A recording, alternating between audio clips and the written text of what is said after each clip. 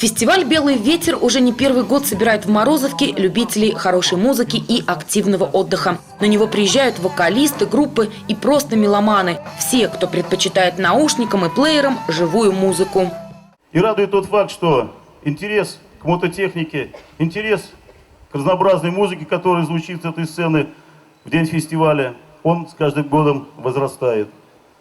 Более 20 лет участники мотоклуба «Ночные волки» организовывают грандиозные байк-шоу, организовывают немыслимые, очень интересные мотопробеги и, что очень важно, выполняют и активно поддерживают патриотическую миссию и являются активными поддержки акции в поддержку президента Российской Федерации. Традиционно фестиваль открывает конкурс для девушек. На нем выбирают королеву музыкального вечера. В этом году за звание боролись 3 претендентки. Каждая старалась по-своему удивить членов жюри. Кто-то продемонстрировал свои вокальные данные. Если ты хороший парень, не так уж глупый, не подлец, я очень рада.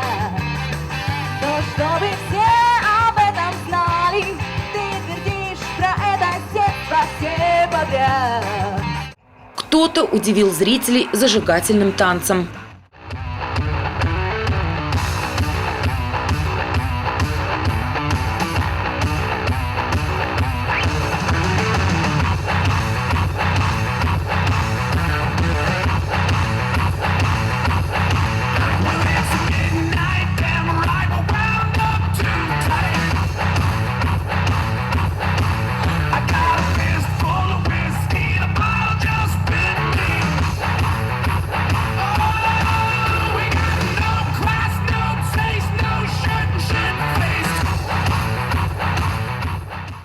Одна из участниц конкурса села за ударную установку.